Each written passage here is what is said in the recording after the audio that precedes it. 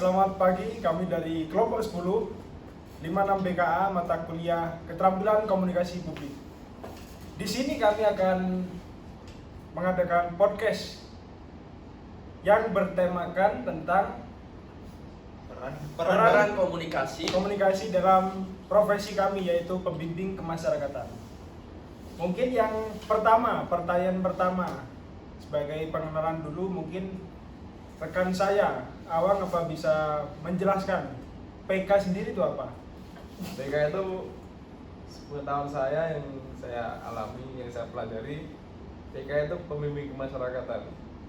Jadi tugasnya itu khususnya untuk klien anak itu dari mulai tahap awal masa pidana di polisi, pendampingan hingga kejaksaan sampai di pengadilan, hingga setelah peradilan pun PK ikut mendampingi. Jadi di sini komunikasi di dalam PK ini adalah senjata utama seorang PK dalam menjalankan tugasnya.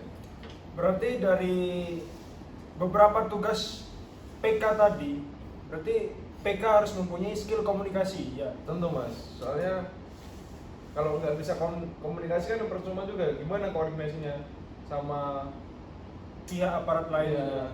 ya lain. Baik. Mungkin dari Bagus, komunikasi yang digunakan untuk PK dalam menjalankan tugasnya itu seberapa pentingkah? Ya. Menurut saya, Ya. PK itu harus bisa berkomunikasi, karena PK itu sendiri kan harus menggali informasi dari klien-kliennya yang nantinya digunakan untuk rekomendasi klien itu sendiri. Baik, mungkin dari Hamdani ada yang ingin ditambahkan tentang soalnya pentingnya komunikasi. ya, pentingnya komunikasi untuk Penting profesi banget kita. sih. Soalnya kan pembimbing kemasyarakatan ini juga kan ngebuat litmas gitu kan, lintas kemasyarakatan Ya. untuk NAPI. Jadi waktu kita buat litmas itu kan kita nge-interview NAPI itu kan butuh komunikasi yang bagus kan, untuk mengorek-ngorek informasi, data-data semua yang nggak ada di dalam dokumen itu, jadi dikuras habis lah pokoknya informasinya biar jadi litmas yang bagus gitu. Jadi butuhlah komunikasi atau interview yang bagus. Baik, mungkin berarti dari awal proses seperti apa yang awal tadi? Litmas ya. Ya. Litmas itu kita butuh skill komunikasi Ya, untuk bisa bisa buat laporan mereka interview. juga. Interview. Ya. Mungkin dari Mas Torik ada yang ingin ditambahkan? Sebenarnya juga sahabat jawabannya sendiri seperti jawabannya rekan Awang, karena komunikasi itu juga diperlukan oleh setiap pemimpin masyarakatan maupun masyarakat lainnya, karena di mana-mana kita kan berkoordinasi dengan aparat penegak hukum lainnya, polisi, kejaksaan maupun dari petugas lapas yang ketika PK mau melitmas kan pasti butuh koordinasi dengan petugas lapas. Nah di sanalah peran komunikasi itu penting, di mana pemakaian bahasa yang baik, penggunaan koordinasi yang baik itu pasti juga dibutuhkan oleh para PK tersebut. Berarti selain dari litmas, selain membuat litmas, PK ketika koordinasi dengan aparat penegak hukum lain, berarti PK harus mempunyai skill komunikasi yang bagus untuk koordinasi, karena agar untuk mensukseskan diversi itu sendiri. Iya benar, karena kalau misalnya PK-nya kurang terampil dengan komunikasi, penjelasannya kurang, tidak percaya diri saat menyampaikan berbicara dengan lawan bicaranya, pasti lawan bicara akan bingung PK ini bicara tentang apa sih, dia minta apa sih ke kita, butuh apa ke kita. Jadi itulah pentingnya komunikasi. Sama satu lagi ada Gimana? yang kan baru keluar tuh undang-undang SPPA kan, yang tentang anak, yang kalau si anak ini memenuhi berapa syarat atau pelakunya ini yang diskusi dulu, apa sih namanya? Diversi mungkin. Diversi. Nah, itu kan diversi ada berapa pihak tuh. Nah, PK kan termasuk. Jadi kan komunikasi yang bagus itu juga jadi modal untuk diversinya sukses gitu kan.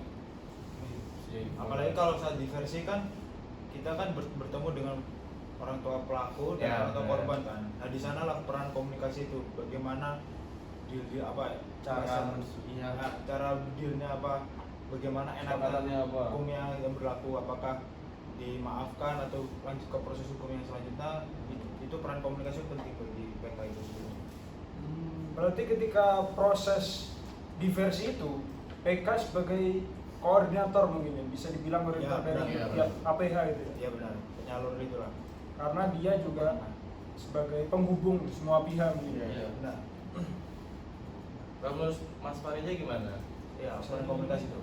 Tapi menurut Mas Selama Kalau- ini kan udah kalau- PKL udah gimana komunikasi itu penting nggak atau sebenarnya nggak penting? Gimana? Nah, udahlah.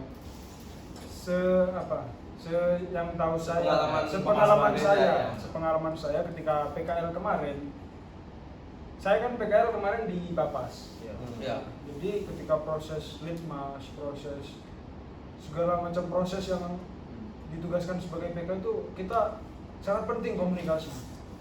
Komunikasi dengan keluarga klien, dengan aparat penegak hukum, dengan jaksa, hakim. Kita perlu komunikasi. Karena kalau kita susah untuk berkomunikasi, bisa dikatakan apa yang kita sampaikan tidak tersampaikan secara jelas pada Miskom ya? Iya. Salah paham nanti. salah paham, akhirnya diversi itu bisa menjadi gagal. Ketemu. Jadi penting banget ya buat PK itu komunikasi itu penting banget ya, skill Iya. komunikasi ya. Tapi ini sebenarnya ada masalah aku pikirkan dari PK ini tentang komunikasi. Misalkan kita komunikasi dengan para klien, dimana kalau kliennya yang tersebut itu tidak mau terbuka dengan kita, tidak mau berkomunikasi dengan kita. Kalian punya pendapat soal itu tuh? Gimana Nah, caranya? Masalahnya tadi kan apa? Si narapidana gitu. Ya, si kliennya. Narasumbernya gitu Ya, nggak terbuka. Iya. Nah, situlah peran skill kita tadi itu. Kalau skill kita bagus kan otomatis kita bisa membuka dia biar memancing dia. Itulah pentingnya skill kita itu yang harus dipelajari. Itu tuh jam terbang sih. Dia jam Nanti terbang kalau benar. Nggak kita- bisa teori doang ya. Iya, kita lama kerja menghadapi beberapa klien kan, tahu gimana celah-celahnya, pasti bisa kok itu. Berarti emang apa? Iya, belajar harus dilatih ya. Jadi nggak Berarti bukan dan- cuma hanya sekedar bertanya nih. Praktis atau sih. wawancara. Iya. Komunikasi kan praktek ya, nggak bisa teori. Iya. Kepake juga. Jadi nanti kita seiring berjalannya waktu Nah, kita pasti. bisa tahu celah-celahnya supaya orang yang kita interview itu menyampaikan sesuatu dengan jujur. Mungkin sekarang belum. Mungkin Tapi sekarang kita kedepannya kan masih- pasti belajar terus belajar. Orang-orang gitu ya. Pasti lama-kelamaan jam terbang juga makin banyak. Mungkin itu saja yang dapat kami sampaikan tentang pentingnya komunikasi sebagai profesi, sebagai pembimbing kemasyarakatan.